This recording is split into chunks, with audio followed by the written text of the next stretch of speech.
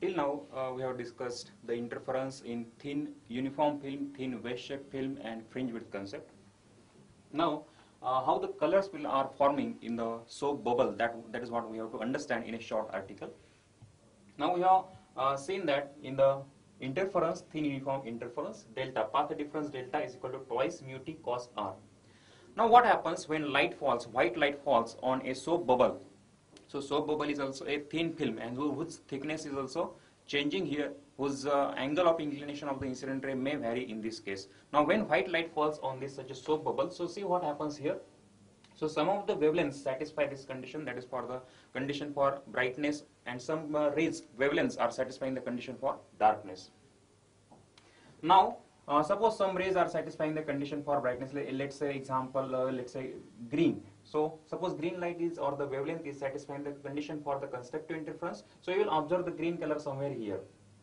Now all these colors, all these conditions are now here mu for particular soap film or oil film which is floating on the water. That also, in that case also, this mu is also constant, that is the refractive index. Now the second factor which affects here the path difference, that is the thickness. So if the thickness of the film varies, also the conditions get varied, and that is why the different wavelengths satisfy the different condition according to the thickness. One more factor is there, that is the angle of refraction. So ultimately this angle of refraction depends on the angle of incidence or the angle of viewing also.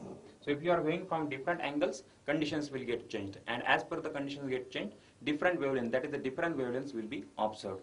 And that is why these two factors, that is the thickness varies, if the thickness varies and if the angle of incidence varies, you will find that beautiful colors are observed in the case of thin films like soap bubble or oil film which is floating on water surface. A good example of interference pattern that is observed in case of Newton's rings, that is what we have to understand in the next lecture, next article. Now all of you can see this figure. Now this is a simple glass plate, plain glass plate, on which a plano-convex lens is kept. Plano-convex lens is a planar lens in which one surface is plane and other surface is convex. Now because of such a surface or such an arrangement, you can see here an air film is formed between these two surfaces, that is the glass plate and the plano-convex lens.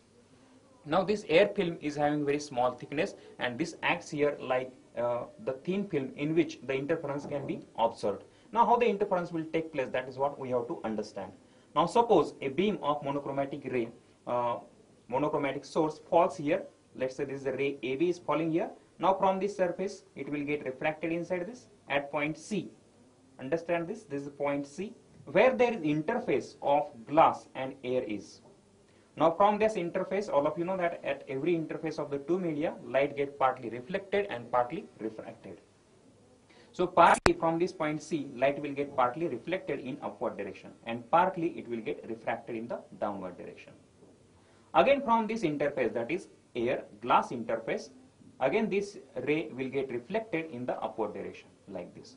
So from a single ray we are getting two rays, ray 1 and ray 2. Now these two rays are satisfying all the necessary conditions for good interference pattern. That is, they are close to each other, they are monochromatic, they are obtained from the same source, they are coherent, they are narrow and close to each other. So all these conditions are satisfied, and that is why we can observe the interference of these two rays. Now the interference of these two rays depends on the path difference between the two rays.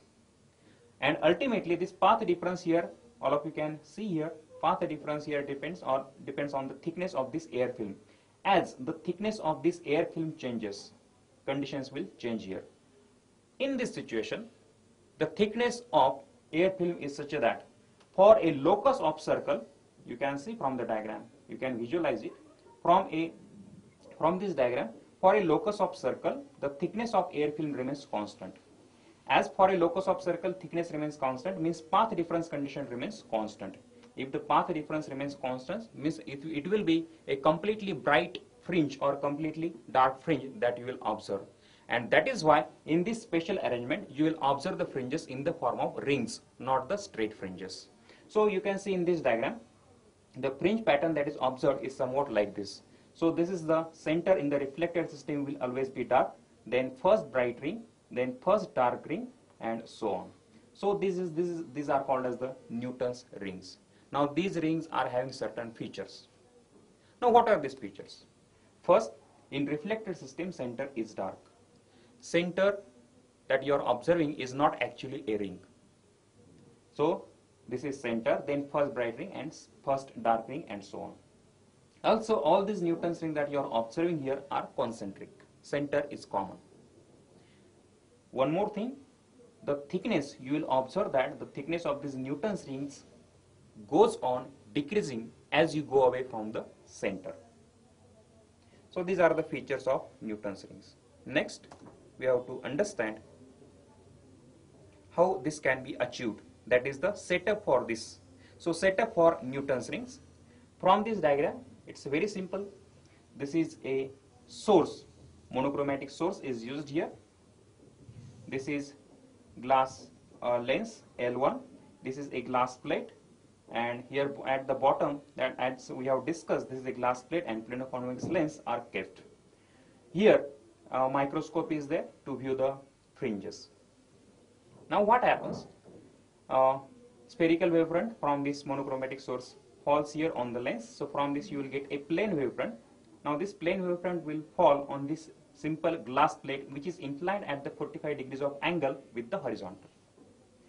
Again from this, rays will get reflected exactly at 90 degrees downwards, perpendicular to the arrangement at the bottom. Now here air film is formed. From this air film, all the rays will get reflected in the upward direction. Now the rays reflected from top and bottom surface of the air film will interfere. They will pass through this glass plate again, and we can observe the interference pattern through a microscope. So this is what the Newton's rings pattern is shown, that we can see from this microscope. Now the order or the size of these Newton's rings is of the order of 1 centimeter. Diameter is of the order of 1 centimeter.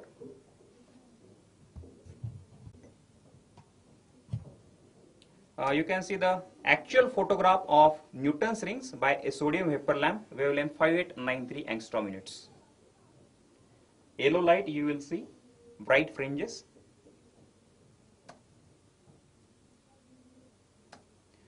These are the another photograph of actual Newton's rings which are formed because of white light.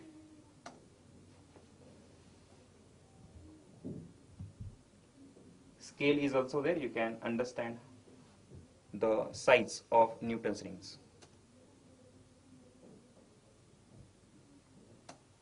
This is a photograph of Newton's rings by green light.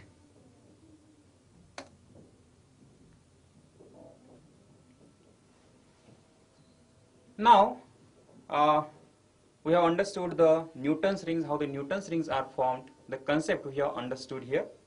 Now we have to find out diameter of these Newton's rings, how these diameters depends on different factors, or how we can calculate the diameters or the radius of these Newton's rings. That is what we have to find out. So for that you have to consider this figure.